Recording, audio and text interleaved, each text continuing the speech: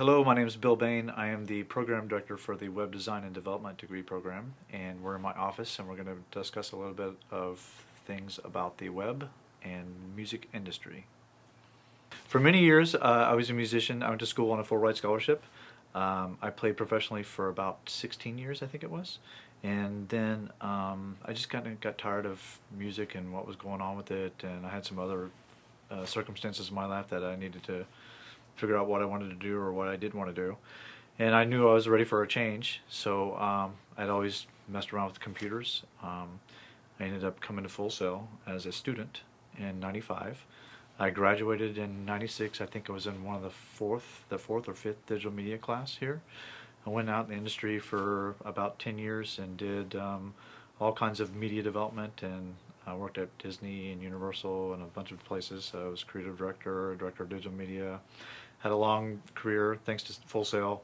Was introduced back into Full Sail in 2005 and was offered a position to come back and head up the web department in 2005. So I came back here and have brought my experiences from the industry back to Full Sail and have written the new Web Design and Development degree program, and that's where we are now. The digital media degree that I spoke of before was a very technical degree, then which was an associate's degree. That moved on to be the digital arts and design degree program, which is a bachelor's degree. Part of that arts and design had this technical aspect of it, which was 6 web courses in there. There were 2 usability courses and then 4 technical courses. We found that students were coming for those web courses and not some of the other things, the 3D that was offered and the graphic design that was offered and the video production skills, or they were coming for those things and not web. So that design versus technology kind of dichotomy was a big struggle within the degree program, and students were here for one or the other.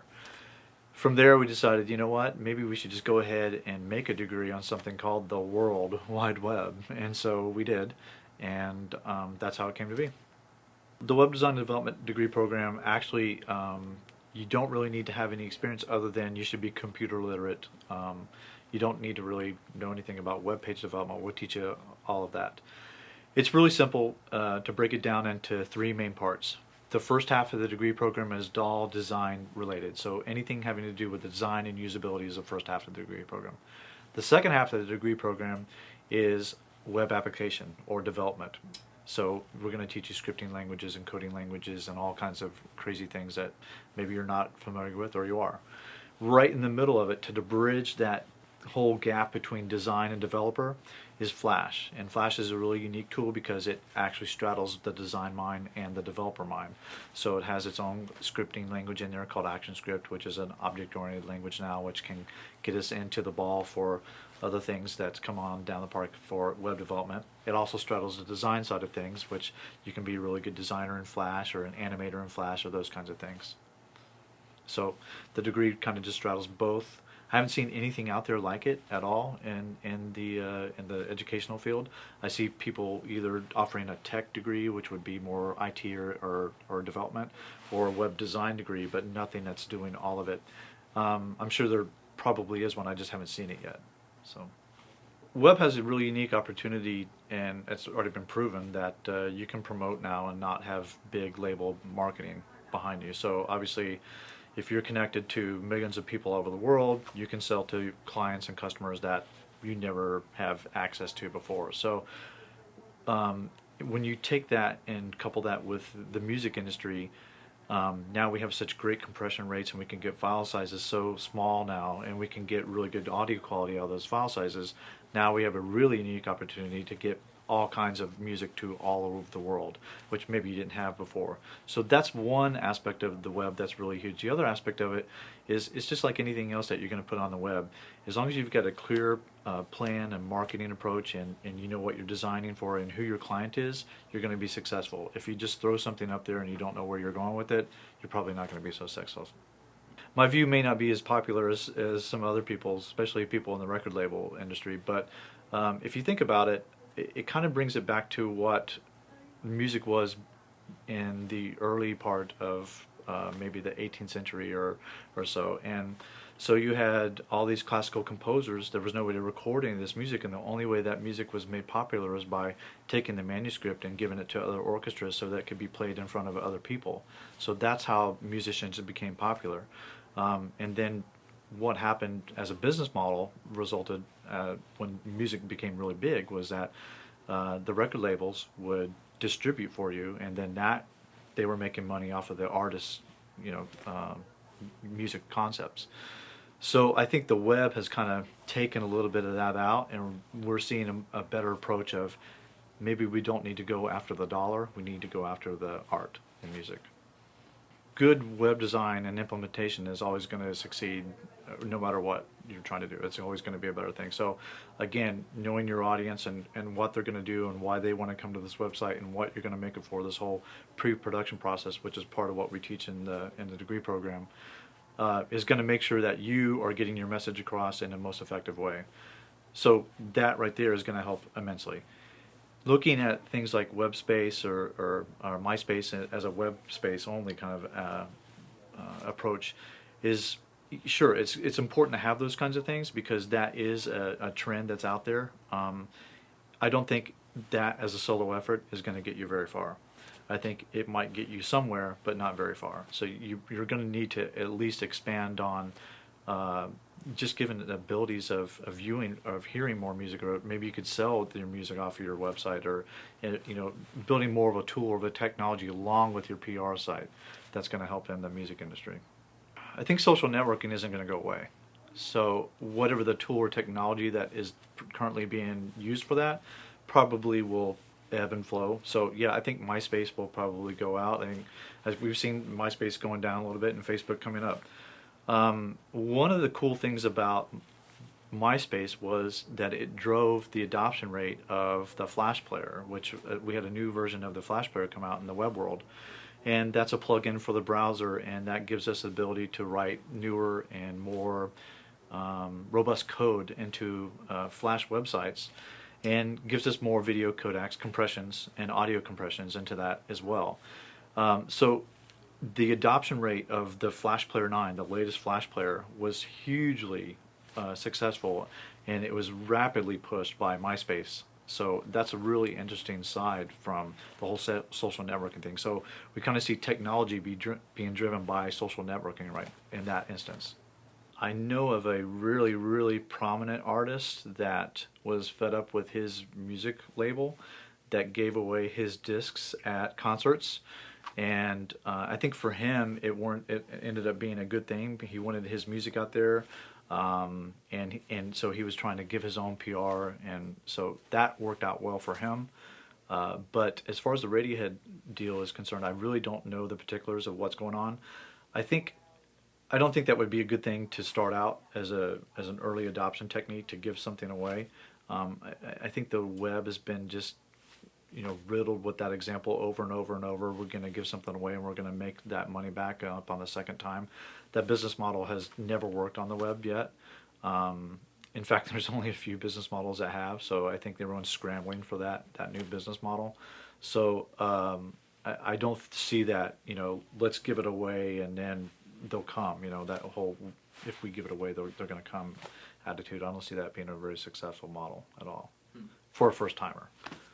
Just about any kind of hosting service will give you what is called metrics information, and that's an aggregate report of tracking your visitors, how long they're staying somewhere, what they're doing on your particular site. And if your hosting company doesn't really provide that, maybe you need to look at some that do. So using that information, you can start tailoring your website for that kind of a visitor, if that's what you want to go after, that kind of marketing. And that's really the heart and soul of internet marketing, is looking at a website, looking at that metrics information, and then shifting that to meet that line and make sure it's effective all the time. That is something that you can't do in a printed piece or in a video or in a disc-based medium. You can only do that in an interactive medium like web. So it's interesting that the technologies are coming up now so that our user experience is really a lot better with our increased bandwidth and our better compression rates, so that we can get more rich media in there. And so the user experience has really increased a lot as to even what it was 5 years ago. So it's like anything else. As I mentioned before, I was a musician. and everyone's a musician. So if you just put it from that perspective, I remember when MIDI came out, and everyone thought that, oh wow, that's going to be the end of the live music scene, and everyone's going to go do this horrible thing, and then karaoke, which is probably better named as karaoke. Karaoke came out, and that was going to put a stop to live music as in the club scene or bar scene or whatever. And we've always seen talent keep rising to the top, no matter what the technology hurdle is or what the new, press the button, make that thing is. So it's always going to be talent and design and skills that's going to rise to the top, regardless of how easy you make something. I think it just comes down to, if you're a musician, would you want some hack doing your engineering? You don't want that. You want someone that's really has gone to school and or at least done a lot of experience engineering to make your album sound the best that it can be. You want to produce the best that you can be. So why are you going to now skimp on something that's going to be connected to the world? You want it to be the best that it can be. If you think that you have the chops to do it, maybe you could do it that way, but I would at least get consultation from somebody that has, that kind of skill set and knows exactly what they're doing, because everyone can make websites, right? Because everyone's got a computer. Well, that's just simply not true. It's you really, there's a lot more to it than what everyone realizes. A lot of the business models seem to be really repetitive on the web, and I think part of that is due to the fact of the dot-com crash that happened, and everyone's kind of scared to step out on that ledge again. The people are getting braver, but they're sticking their toe in the water, but they're really not jumping in the water really yet.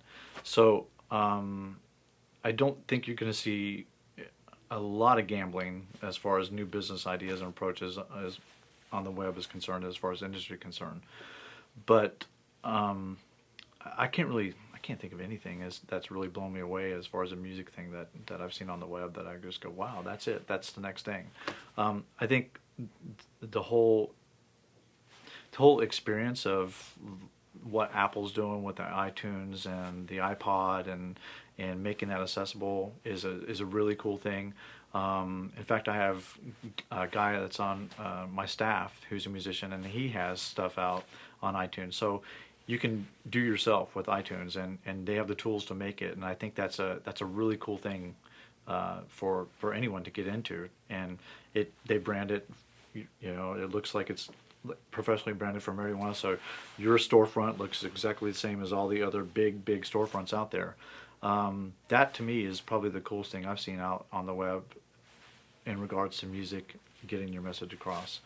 Something that I think is horrible as a website, or where do I start? It's, the web has evolved for over a long period of time. It started out in the, really in the mid 90s of really bad vacation shots of people that didn't really care about what your vacation looked like, and pink and green backgrounds and stuff that was horrible. And so that just was the whole do-it-yourself web approach, and now people have gotten into some really slick marketing and things like that, and we can do video and all kinds of cool stuff. So just watching the whole technology change, it's fascinating. I remember you could really go to every website on the web. I remember those days, and you obviously can't do that anymore. So I see so many bad websites, and I see so many good websites. It's like anything else, if you're watching TV or any other medium now, you're going to see so much bad and so much good, and some of it comes down to taste, and some of it comes down to implementation, and some of it comes down to production. And so I think the web's right there with every other medium now, and you can look at that in the fact that we have our own Webbies now, where what is that? Why do we need Webbies? So that's where we're at now with the web. That's great. Well, thanks so much for sitting down and doing this with us. Sure. Appreciate it. Sure.